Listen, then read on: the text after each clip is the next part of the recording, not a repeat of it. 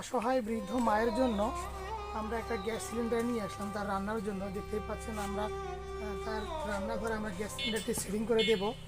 আপনারা দেখেছিলেন এই মা তার গ্যাসের চুলায় গ্যাস ছিল না, তিনি রান্না করতে পারে নাই। রান্না না করতে পেরে তিনি না খেয়ে শুয়েছিল, তো আমরা তার জন্য ভাত এনেছিলাম। তো আপনারা তাকে অনেকেই সাহায্য সহযোগিতা করেছিলেন একটা গ্যাস সিলিন্ডার দেওয়ার জন্য। তো আমরা দেখুন তাকে একটা গ্যাস সিলিন্ডার, তার জন্য একটা গ্যাস সিলিন্ডার নিয়ে আসা। সিলিন্ডারটি সেটিং করে দেওয়ার পরে এই বৃদ্ধ মা তার গ্যাসের চুলাটি অন করতে চেষ্টা করতেছে। দেখুন তিনি নিজে তার গ্যাস চুলাটি অন করলো, এই দেখতে পাচ্ছেন আগুন জ্বলতেছে, তিনি বারবার ট্রাই করতেছে। এই যে দেখুন তিনি আবারও ট্রাই করলো, তার চুলাটি অন করতে পারলো।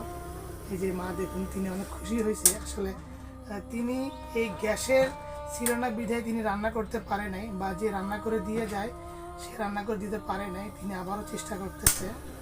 তো আপনারা সবসময় এই বৃদ্ধ মাকে সহায়তা করেন, আমরা সেই অর্থগুলো দিয়েই এই বৃদ্ধ মা ছেলেকে ভালো রাখার চেষ্টা করি। আমি তার একটু প্রতিবন্ধী ছেলেটিকে দেখাই। দেখুন তিনি অনেক অসুস্থ মানুষ, অনেক দুর্বল মানুষ, তিনি লাঠি ছাড়া হাঁটা চলাফেরা করতে পারে না। তিনি ঘরের মধ্যে যাচ্ছে, আমি একটু তার ছেলেকে দেখাই।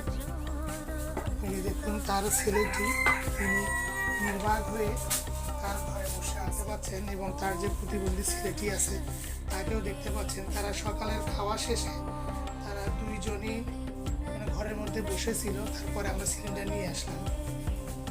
তার প্রতিবন্ধী ছেলেটিকে একটু দেখাই ভালো করে।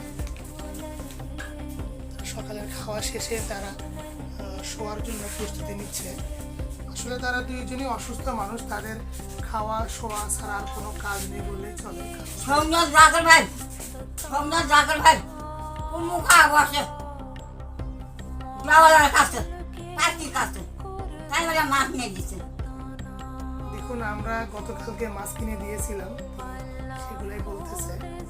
মাছ ছেলে সকালের খাওয়া শেষে তারা প্লেট প্লেট এখানেই আছে। আমি একটু তাদের সকালের খাবারটা দেখাই। এই যে মাকে দেখতে পাচ্ছেন রান্না করে দিয়ে যায়, তিনি রান্না করে দিয়ে গেছে। এই বৃদ্ধ মায়ের অনেক বয়স হয়ে গেছে, তার মেন্টালিটির সমস্যা হয়ে গেছে, তিনি সব সময় বিভিন্নভাবে চিল্লাচিল্লি করে। তো আল্লাহ যেন এই মাকে যতদিন বেঁচে রাখে, সুস্থ রাখে। তার প্রতিবন্ধী ছেলেটিকেও দেখতে পাচ্ছেন, তিনি নির্বাক হয়ে আকাশের দিকে তাকিয়ে